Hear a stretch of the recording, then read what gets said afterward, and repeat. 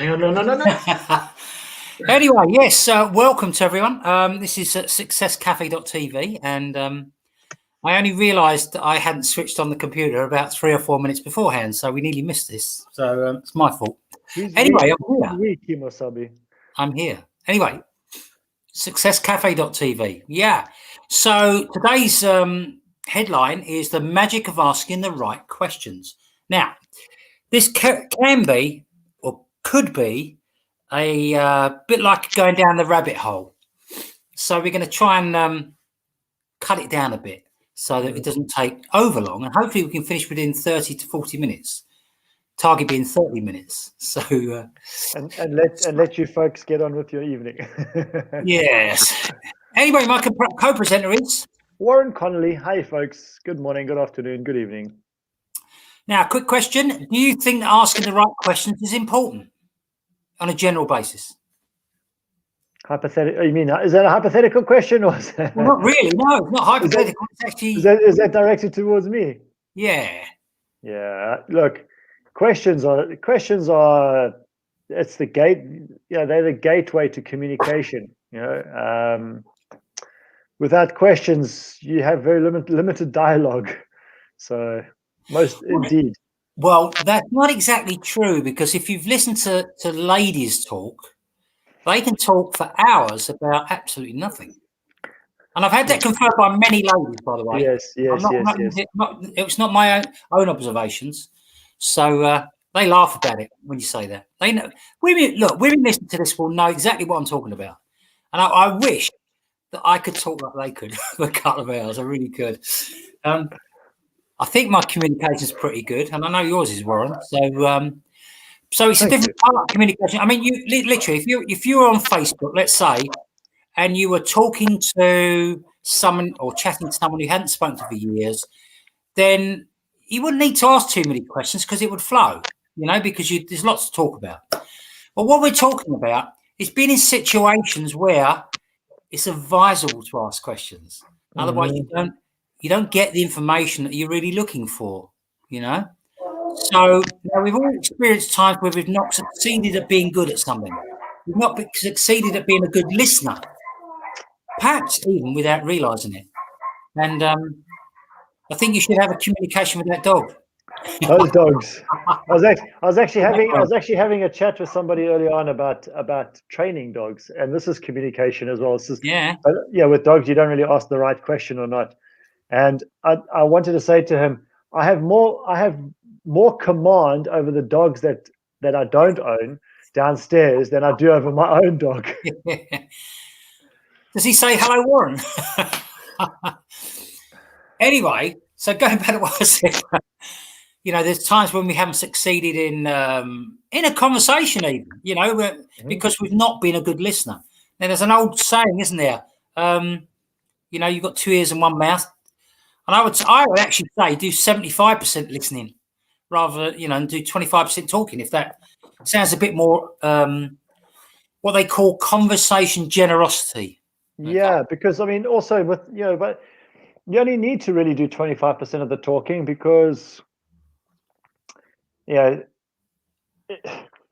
you think about, if anybody thinks about back to a time when they met somebody that they found was really, really engaging, that individual that they met in a group of people or somewhere like random, and this person just was a great conversationalist. Yeah. I bet you with almost 100% certainty that person hardly spoke. They probably asked you a few key questions about you, and you just carried on, as we all like to do, because we like to talk about ourselves. And if you can do that, and you can stick to 25% of actual talking time, and just ask key questions and then listen, as Paul says. In sales, in direct sales, when we're talking about making a lot of money per sale, the less you say, the better it is.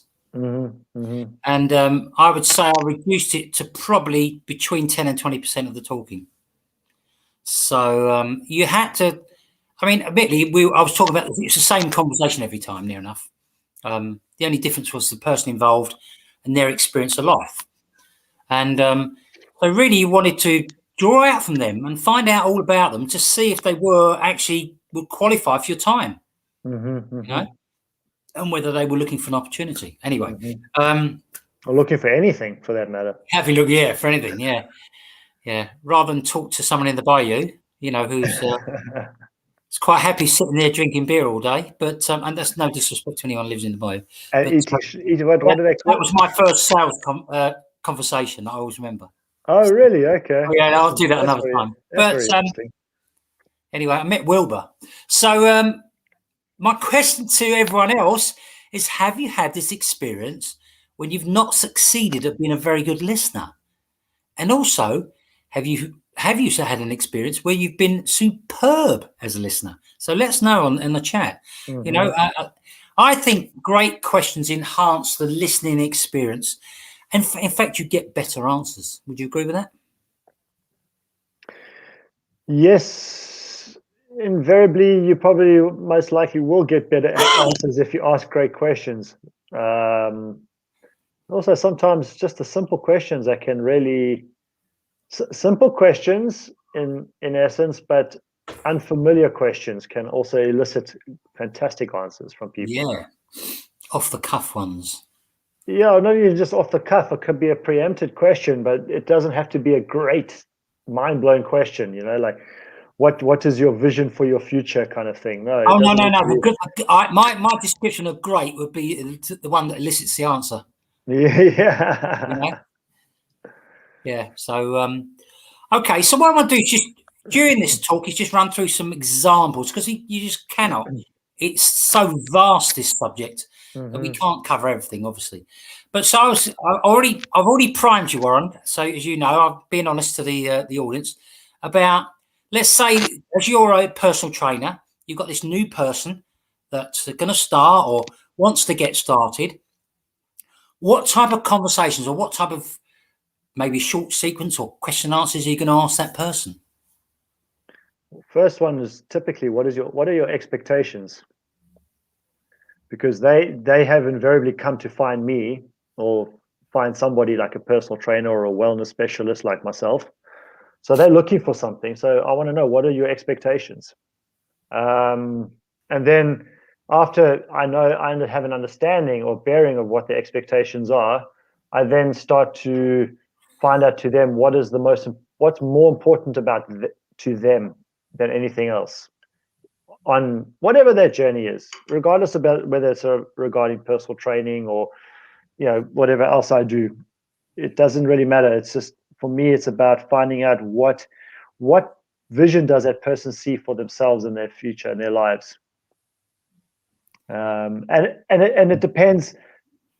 You know, I'll ask questions based around a vision or what picture somebody might see for themselves, but it doesn't necessarily mean it's the same question each time. No. It's about conversation and rolling with the punches and just going in the process, flowing with the process. And so those questions could look different from time to time. It may be as simple as, what vision do you see for yourself? What picture do you see of yourself at the end of that journey? Or could be, who do you see in your life when you reach point A? Or could be anything along something like that. You know, it doesn't necessarily need to be the big visionary question. Okay. Be more subtle. Yeah. So I mean, our sort of backgrounds are, I don't know if you call them similar. I don't know. So my background is I played soccer for 44 years. I've coached. I've refereed for the last 8 years, and you know, and obviously I've had a passion with all sport anyway. I've done boxing, but my big passion is nutrition, funny enough. And now, what about yours in this sort of line? What's your passions? I'm just sorry.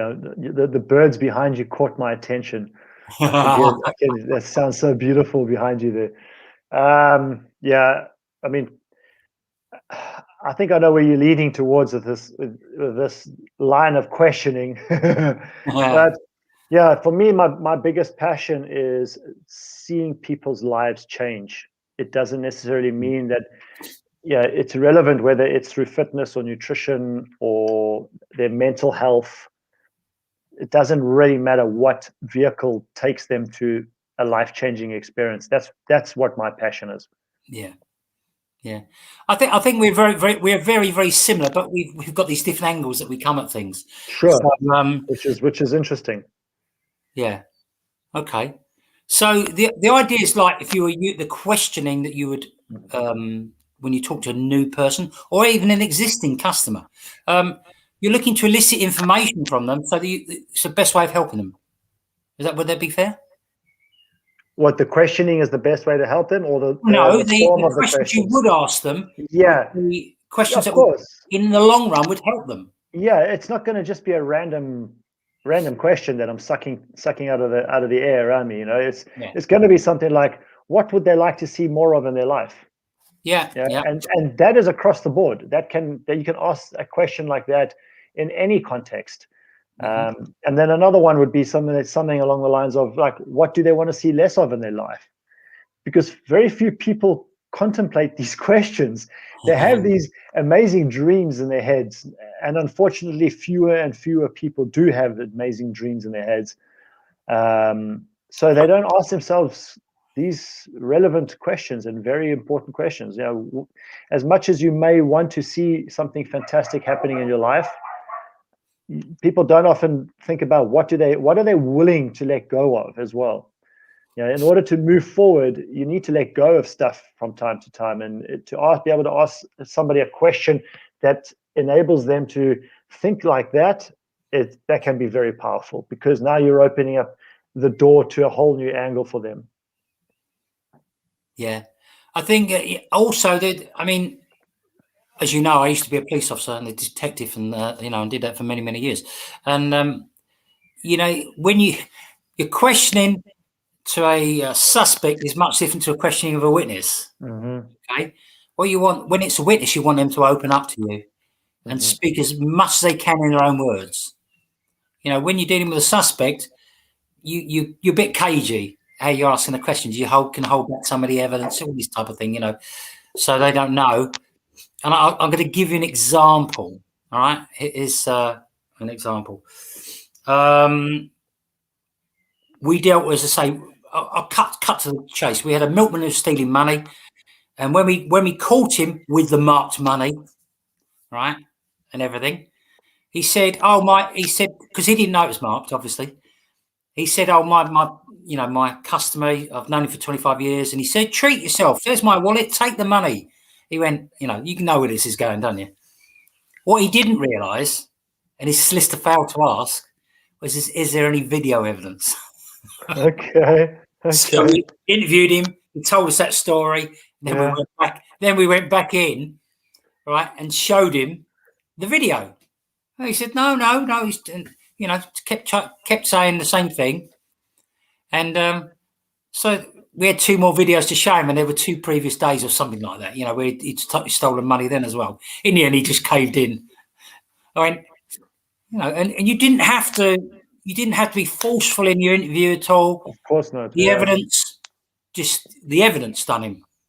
So, but again, or you can go in quite aggressively, right? There's a fine dividing line where you can do that, but because if you're too aggressive, it gets thrown out and you can't use it. So you aggressively, and you go straight for the jugular. There's this. So I just wanted to say that because of the questioning.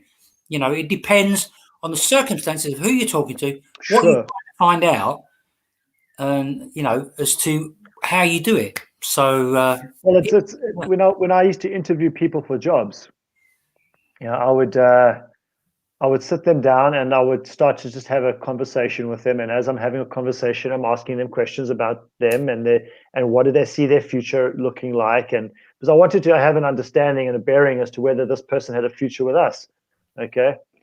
And then if I had suspicions about the individual and their credentials, for example, which never happened very often, but sometimes it did, unfortunately, in some parts of the world, people do tend to, they tend to fluff up their CVs, more than is really necessary, and they get away with it very often. But I would ask them questions pertaining to their CV, to try, to see if there was a way to catch them out, if it was actually me or that perceived their deception correctly or not, or if it was just a matter of the person was maybe just nervous, But I'd get a feeling about that individual, and then I would start questioning something relating to their CV to see if they understood what was on their CV or not.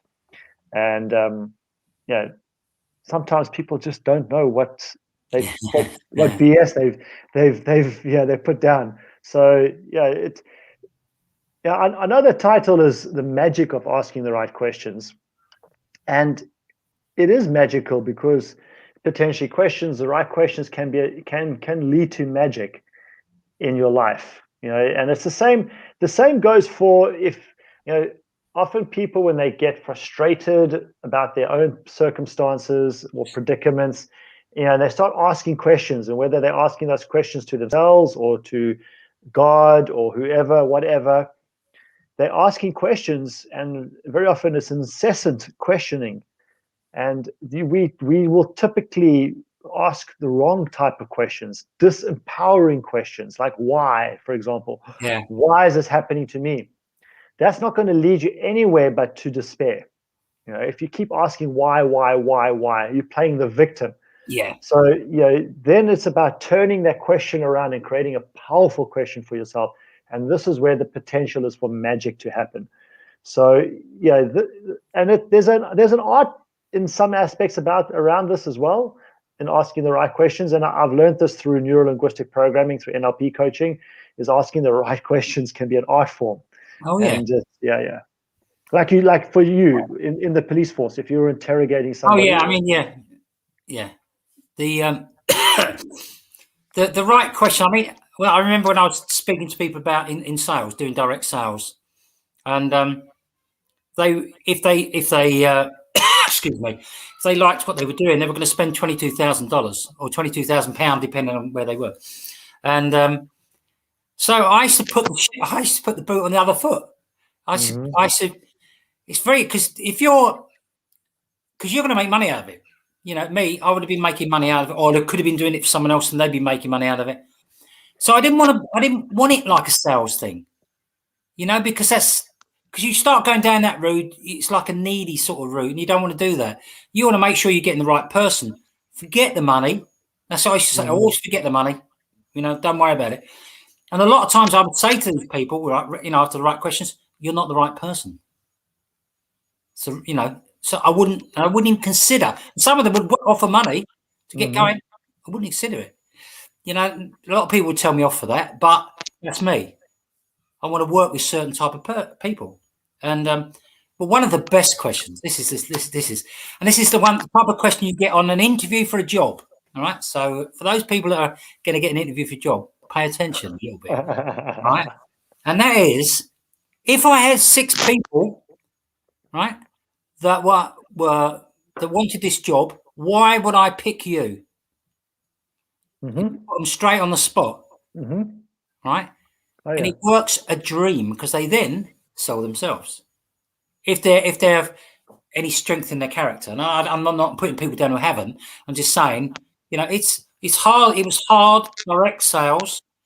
We couldn't have any weakness there, because it wouldn't be fair to them, and it wouldn't be fair to us. Yes, it wouldn't be, and it's in many fields, not just direct selling, but in many fields, some people are just not suited for that environment. That's right. And they're just not. So you got to ask. Sometimes you got to ask those questions. Like I would ask the question, and very often this would catch people out, not to catch them out, but it just would inadvertently. It's like, tell me about who is Paul. Tell me about who's Paul Bursey. And then they would start going on about, I'm a father, I have a wife. No. I don't want to know your roles. I want to know, who are you? Yeah. Can you tell me who you are?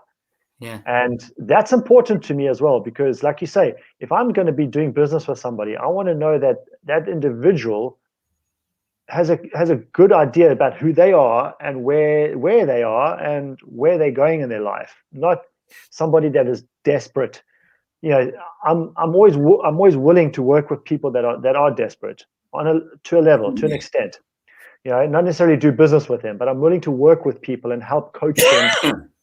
If they find themselves in a desperate situation, I'll give people advice or guide them in the right direction, but I won't necessarily work with that individual. But I will. This is why I'll ask that question. Tell me about who you are. I want to know. Yeah, they did. When I was becoming a police detective, they asked me that type of question. So I'm, and the thing was, our boss, the detective chief inspector, he used to do that job that they were doing. And he said, I'll give you the 6 areas to work on. And he was absolutely 100% spot on what he taught us. So we had the answers to everything. Okay. We still had to come up with the answers, but we had the questions that they were going to ask us, So you had to be ready for the question, and every one of us got through. So it is the preparation, especially in sales as well.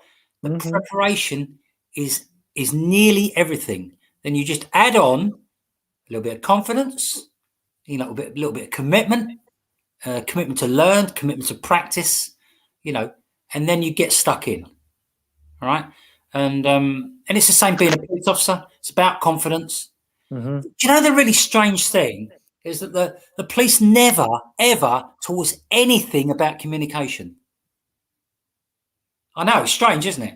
They taught us the law and procedure, but they never taught us about communication. And thank God, after 5 years in the police, luckily I could talk to people, but after 5 years in the police, I came across personal development. Okay. That was the thing that made all the difference. And today, do they still not cover that? We are talking 1974. No, sure, but I'm just curious to know whether that's covered today or not. I really don't know. I mean, I can understand in 1974. Yeah, I can understand that. Yeah. But in saying that, still, you would think that communication would have been thought about a long time ago, a lot longer than before 1974. Yeah. I mean, in sales, I used to use a script. No, it wasn't a whole diatribe of different things. It was just I had 10 questions written down. Okay. So the whole interview was based around those 10 questions, including one of the ones I just said. And I think that a lot of people don't prepare, even if they're going to the bank for a reason. They don't think about what they're going to say to the bank teller. Yeah. If they go to the doctors, they haven't. If I've got something wrong with me, I've got some questions I want to ask. Yeah. Maybe I've got some questions. I don't know. And they're walking like a zombie, right? Yeah, that's what I'm saying. It's the same thing. How many times have you seen on a news interview somewhere, particularly in the news with news anchors and things? They're interviewing somebody, and the person is talking, and then they ask them a question around exactly what the person's just said, because they asked them a question, the person's digressed, and they've gone on to something else, and then now they've covered something, and that person's just not listening to what they're saying, and then they ask them a question around exactly what they've just said, and then you see the person sit there looking like, I've just told you. So this is something that's also very important. If you're going to ask powerful questions, make sure you're willing to listen to what the answers are. Yeah, I know. Yeah, and pay attention to it. Yeah. So, So I was just saying that it's really weird because in the when I was at the training school, it's 1974, they give you your first arrest, right? You come. They say they give you a scenario. They tell you what's going to happen. You're going to see a bloke walking along the road. He's got a gun in his hand, right? And the gun is a proper gun. So you have to assume it's not, but you've got to assume it's a proper gun. Okay. What are you going to do? So I walked up, very polite, walked up to him and I said, good afternoon. And as I said, good afternoon, I actually took the gun straight off him. So as you distracted him. Very practical. We just took it off him. And I went, where'd you get the gun? Where'd you get the gun from? He said, it's mine. I said, all right. So I've been told it's what they call a Section 1 firearm, which means you've got to have a certificate for it. Okay. So I said, are you in possession or do you have at home a firearm certificate for this gun? And he went, no. Okay. All right. I said, what's your name and address? He said, I'm not telling you. It's all set up. But and I went, you're arrested. That's done. Arrest, caution, or whatever. And I only got 7 out of 10 for that. He said, I should have asked a lot more questions about where he got the gun from. I went, I went, are That you comes for after the real? arrest. That I comes said to after him, the are you arrest. for real? I went, I'll tell you what, he's lucky he wasn't laid on his back. He's walking along with a gun. In all honesty, in 1974, how many people walked around with guns in London or in England? Not that many, really. Yeah, I mean, yeah. except the IRA that we were dealing Okay, with. yeah. So now you're talking about what was termed as terrorists. Yeah. Okay, and then the other one would be gangsters, right? Would be like mafia style gangsters. Otherwise, To be fair, what you found at that time is that people didn't carry very much of the time, even if sure. the gangsters, because they didn't need to, because nobody carried guns. Yes, exactly. Yeah. I mean, yes, obviously there were high level ones that did, but but generally speaking, no. So you never felt in danger of being shot, No, or because anything like the police. I mean, when was the first time you were actually walking? If you were doing the beat as a Bobby, that. when did you first have a firearm around on you when you were on Never duty? had one. I refuse. I refuse. I didn't want one. Okay. I didn't even carry any protection gear because I like to fight. And I found running after people, the more stuff you had weighing you down, the less chance you got of catching them. So I didn't carry anything. No books, no nothing. It's Just all a baton. no, Okay. no. I did for a long time, but then I found it just got in the way of running, so I didn't carry Yeah, it anymore. especially for running. Couldn't do any that much damage with it anyway, so it's not. It was just pointless.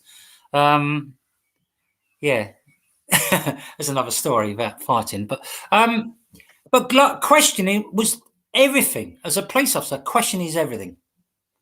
Even if you're just talking to a neighbour, someone's neighbour, and you're just building a bit of rapport, the things you ask them is important. Mm-hmm. Then Yeah, but I find back to what I was saying in the beginning is that people don't ask enough questions today. These days, when you meet with people and you start to ask them questions about, their family, their occupation, things like that, they don't know how to answer you. They because they're not used to people. Like, it's the same thing. Like if you're in a work environment and you walk past somebody and it was like, hey, how do you like? How's it? How are you going? And people are like, yeah, I'm fine, thanks, and they walk past. But when you actually break from that and you say, when somebody asks you, how are you doing? You say, I'm really good, thanks. I had my day's like, I had a great weekend, and they're not ready for that. They're so stuck in that program of just ask, be polite, and move on. So when you start to dig deeper into somebody's life by asking them questions, especially somebody that you don't know, they're not ready for that. I find very often people are just not ready. no, they're not. I can even tell you, and it's the same goes for actually villains when you stop them as well. Because, well, if I stop someone with a stolen checkbook, okay, they've got what I call their first level questions. What's your name, address, and of course they always give you a duff name and address, but that's okay. It's not a problem because we'll get to that later on. Okay, so and I say to them, you're using a checkbook, and that is it your checkbook? Yeah. Okay, and you look at the checkbook, and I had my first set of questions ready. They never ever passed them ever. The questions were, what's the address of your bank? Because that's written on the check. What's your middle initial? Okay, and the clincher was, tell me one of the checks you've written out that you've written on the check stub. Okay. And I tell him beforehand because I knew it was stolen. Right? I wanted to give. It was a bit of a game. You should give them a chance to get away with it. And they're not going to get away with it, but you see what I mean. And but then if they answered the other questions and they were like that, I now move down to the second and third levels. Second level is, where's your mum live? Oh, what a killer question! Where's your mum live? Oh, I haven't got a mum. Okay, give me the phone number of any one of your relations.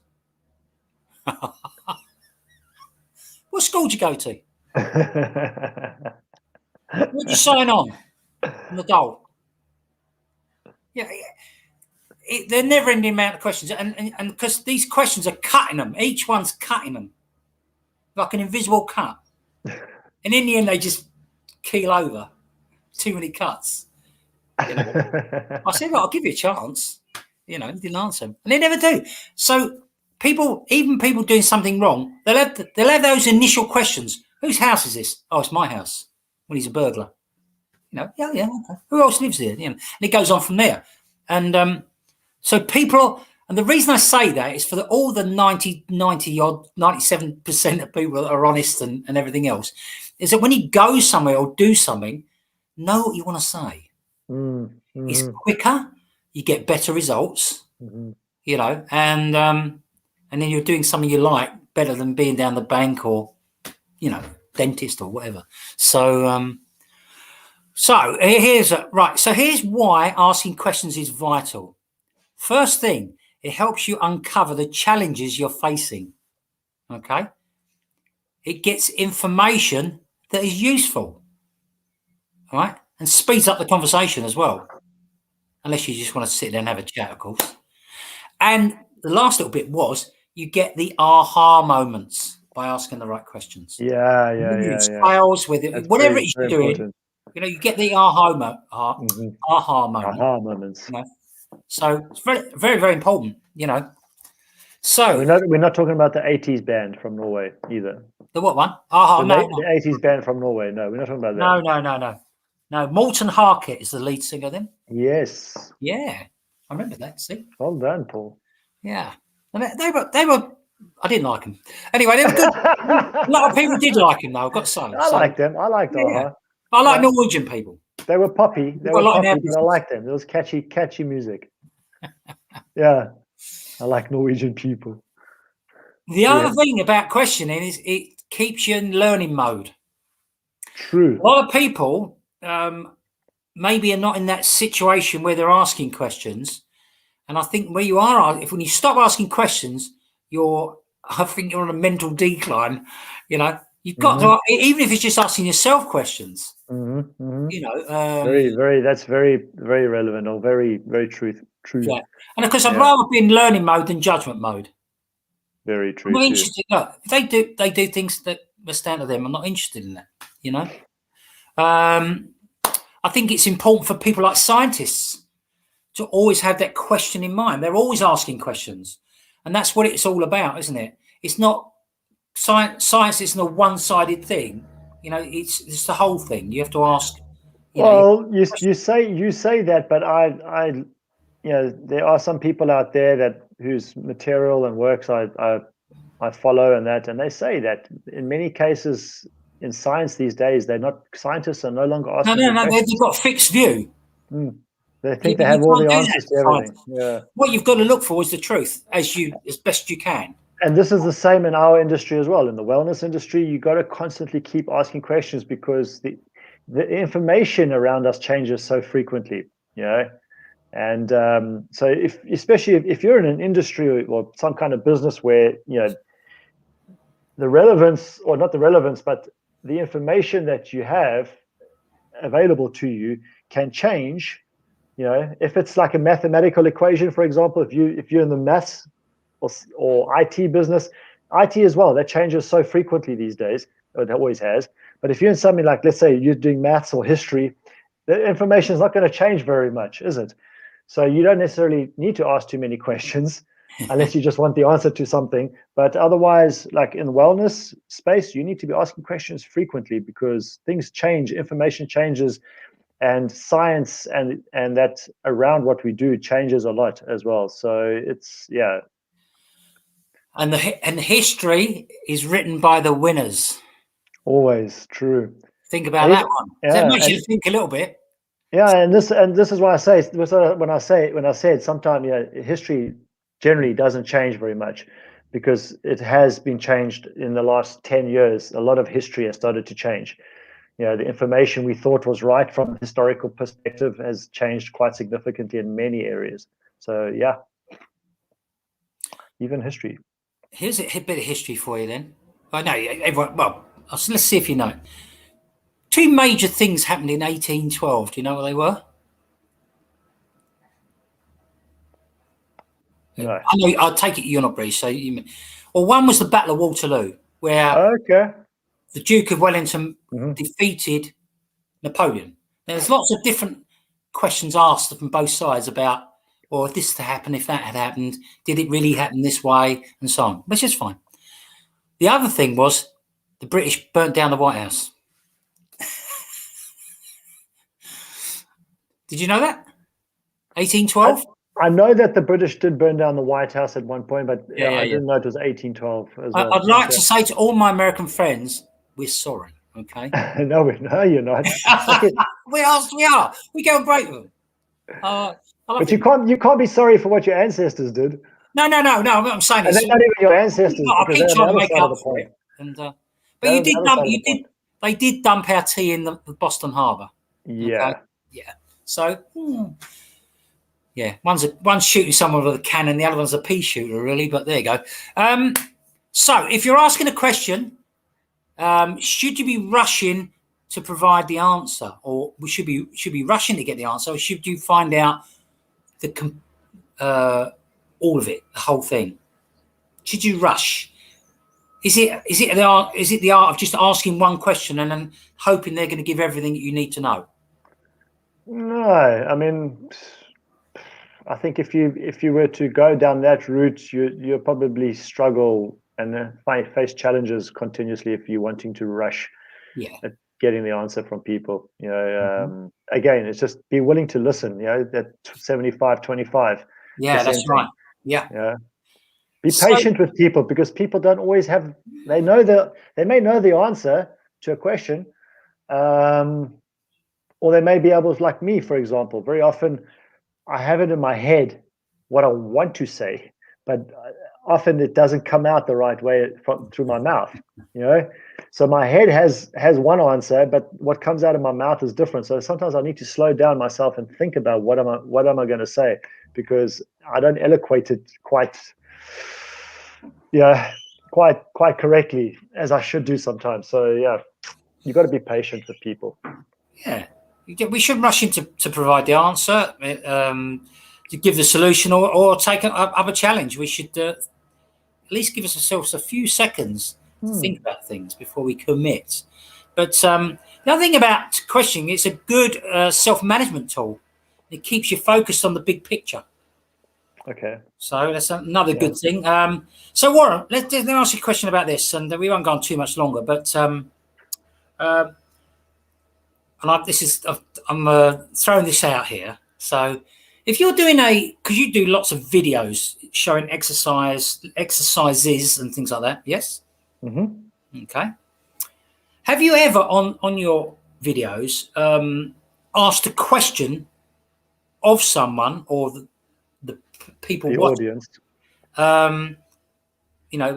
to elicit an answer from them? You're not obviously going to hear the answer, but do you ask a question at all any time on your videos? Because I've only seen a few, so I don't know. Yeah. Typically, no, because the videos that I'm generally doing are just so it's either pointers, tips, or I'm actually doing instructional videos for people. So I can't say for sure if I have or not. Yeah. Yeah. If I said to you yes or no, I might be lying. So I don't want to say yes or no, specifically, but it's not something that I would normally do in a video in the context in which I'm shooting videos. Yeah. Okay. It's a good question, though. Yeah. It was just something that hit me when I was doing the little bit of research, but just a few tips really about asking questions before we finish up. On that, it's what I do is I will get people to ask themselves a question. Right. Okay. So I will encourage, when I'm doing a video, I'll encourage them to ask themselves a question about what are they doing and how does that feel and things like this. So yeah, that's great. So just a few tips before we get going. I mean, again, this is a type of subject you talk about all day, and I'm sure you don't want to cheese people off and go on forever. But this is what I found when I was doing my research, and that is the first one was be curious. Yeah. Right? Be curious when you're asking the questions. It means you're going to delve, you're going to look for other questions that back it up. and it's essential for asking good questions. The longer you can stay curious, the better. So that's how I see it, because you're asking good questions. Would you agree with that? Yes, and this can also be, one of our mentors says, never ask a question without knowing the answer. Absolutely. And in some cases, that's not really, I wouldn't say applicable, but it it's isn't, not, is it? Because if you're asking someone because you don't know, you just don't know. Yeah, but I know where they're coming from. Because then, in all honesty, that can be very helpful to you going in with that approach. But at the same time, you're also preventing yourself from being curious enough to be willing and flexible enough to hear a different answer from somebody. So this is where I find is the potential downfall in that approach. So yes, you want to have a very good idea as to what the answer is going to be before you ask the question, but in the same breath, don't be too surprised if it comes back and it's not what you expected. So let's do another one then. So when asking questions, be open-ended. Would you agree with that? Yes. Gives you more room to maneuver. I think that's Yeah. You need to find out, why something's happening, why they're doing something, how they're doing it. You need to know what they're thinking, how they're feeling, and open-ended questions will allow you to maneuver across the spectrum of questions. So true, and also too many closed questions can also create stress and pressure for the person who you're asking questions to. Yeah. They may feel too much pressure if there's too many closed questions, too many yes/no answers. Now here's a big one. Be engaged. Now the reason for that is concentration, really, because a lot of people ask questions, but they know the answers to them, and they want to jump in. Again, this goes back to conversation generosity. Give the person 75% of the time, let them get on with it. And you only need to assist them, if they stop and don't jump straight in. You can, in a conversation, you can have gaps. It's okay. You haven't got to speak straight away. And that's difficult when you first start. Trust me. Well, I think not just when you first start, but also sometimes when people, you get different character types as well. So some people are quick thinkers and fast talkers, and they just are. Other people are more pragmatic, and they like to think a bit deeper about what they're going to ask or answer. So they take a little bit longer to do it. And as I say, you need to have patience and respect that the person sitting across the table from you, or wherever they may be on the other side of the phone, is different to you. So they're not going to necessarily answer as quickly as you will. Yeah, I mean, you what you can employ is mirror and matching. You match their pace, their tone. That's a whole different subject. Yeah, but I mean, but you can, if someone's slow talking, then you become a slow talker. If they're a fast talker, then there's no reason why you can't speed up a bit. So the other thing about question is questions allow you to encourage the other person to open up. All right, about some of their accomplishments, or maybe you need to know some of their setbacks and how they actually dealt with them. How they came back. If they got knocked down, did they get straight back up? That type of thing. So I don't know how you feel about that. I mean, I think it's quite important to find out as much as you can. If you're, there's a reason why you're talking to someone. Of course, there should be a reason why you're talking to somebody. I know, there should always be, But generally speaking, there is a reason why you're talking to someone. Or if it's just a general conversation, it doesn't really matter too much. But then again, that shows a sign of disrespect to the person you're talking to when there isn't. I probably gave the wrong impression there. So what I'm saying is, if you're an interview, or you're doing a sales thing, or I'm talking to a suspect, or you're talking to a client, there's a reason behind it. What I'm saying is sometimes when you haven't seen something for a long time, you just, shooting whatever they call it. Shoot the breeze. Yeah. I mean, and I think that's important to have that type of conversation. You just both relax into it and just chill out, and that's what I meant by that. Sorry, I didn't want to give the wrong impression with that. So, now, just as we finish up here, I remember in 1980, because it's the only time I went to Amsterdam. No, sorry, it's not the only time. Sorry, but it's the only time I've stayed in Amsterdam. Being at a bar, talking to this man, and because I used to play with conversation a little bit because I was still pretty young as a police officer, still learning my trade, but I wasn't talking to this person as being a police officer. But I sized the bloke up within less than 2 minutes, right? And I worked out that he was a convict. Okay. He was on the run. Didn't say anything. I just had this.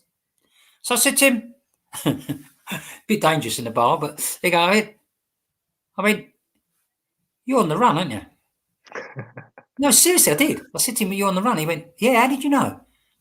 I don't know. Just suddenly dawned on me that, and I said, and we were talking a little bit more, and I said, I know exactly what your Achilles heel is as well. And he went, what's that? He said, your daughter.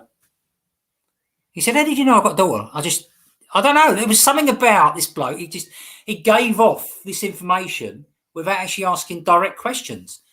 And he just broke down. I didn't want to upset the bloke. I mean, I didn't do it for that reason. And we did get drunk together, so it wasn't too bad. Yeah, but it shows the power of questioning, even in my old job. I don't mean that. I wasn't doing it like that. We were just having this conversation, and this is what triggers can do.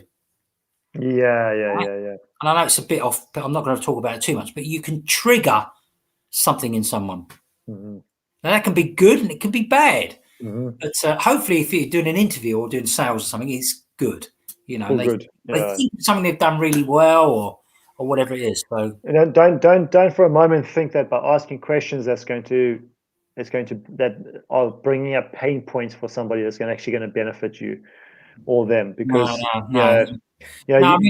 I don't mean you, but I mean in for people. Yeah, but made me think then when you said that. In many sales scenarios, people try to focus on the pain points with people, and they ask questions around the pain points. And it doesn't really serve anybody. You can do that, but you've got to be extremely careful what you're doing. Yeah, and that can be maybe 1 out of 5 questions, for example. Yeah. But you'll ask a pain question, for example, like in our line of business. So how long will it take you to reach the financial freedom that you're looking for? Doing what you're doing now. And that person starts to think about it, and they go, oh, maybe about, I don't know, the rest of my life. Well, how does that make you feel? Now you've asked that question, how long? They're giving you an answer, move on. Yeah. Don't go back and say, no, how does that make you feel? Oh, I feel shit. I'm going to do this for the rest of my life. No, you don't want to do that, because that's not going to serve you, and it's not going to serve them. It just makes them feel worse. So you find that answer, and then you just move. Now you focus on what are the positives. You ask some questions about what vision can they see for themselves, and then help empower them. And the last thing I was going to say was that asking good questions helps the level of trust and rapport, and getting to know someone, liking them and things like that. So questions are very important. That's what I would say. So I hope it's been helpful what we've been doing. Warren, do you anything else you want to say on that line at all? No, just be curious enough to ask more questions of people. Just ask people, even people that just ask them more questions about who they are and what they're doing. For example, like sometimes I'm in communication with people that I've known all my life, or most of my life, but I haven't necessarily spoken to them for years, and I reach out to them because I like to do that. And I don't ask any questions. No, they it's just funny, isn't it? they just don't ask questions. And it's like, and I know I'm on social media and people can see me, but it's still, I have a much deeper life behind social media. So people just they lose their curiosity, and it doesn't need to be. You don't need to ask questions for business purposes.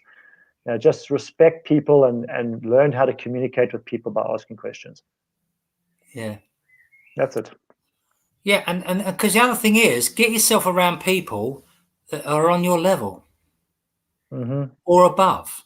Or Don't if you're preferably above. sort of a reasonably high level, a lot of passion in your conversation, and or it could be just nice talking. Don't go downwards to start speaking to people, because it will cheese you off. Trust me. Now this is the paradox here with many people, is that they find themselves in a situation where they are around people that are of a higher level, and those people invariably challenge you. Yeah. Because they're in a position already. So they challenge you and they ask you questions which challenge you. And that becomes uncomfortable and scary. So they pull away from that. And that's the worst thing, because now all you're doing is you're regressing back to where you were before, Right. Yeah. whereas you've been given an opportunity to grow, and those people are going to ask you questions to help you to grow, and embrace that. Let that happen, and face that fear, whatever it is. Yeah, I think again, you'd have to select wisely, because you don't want to be put down. That's not that's not the idea of having a conversation. The idea is to exchange views, ideas, thoughts, and everything else, and reasonably be on the same level. It could be a little bit higher, but if you're with Lord and Lady so and so, and there's no disrespect to them, the conversation is not going to be the same. It's just not going to be. So choose wisely. That's all I would say. And then it becomes, asking a question doesn't become a bind. It doesn't become a problem. So anyway, if you like this, please share this. And any questions, please let us know, and we'll answer them. And I think we're done for today. Yes, we are. Lovely. Well, have a fantastic week, everyone. And we look forward to seeing you on Friday if you go to healthierlife.tv, because again, it's one of our passions. And we are both clinical investigators. So that's what we do. And we may be able to help you. Who knows? Who knows? With that, have a great week, as I said, and we'll speak soon. Have a fantastic week, everybody. See you all on Friday. See you later. Bye.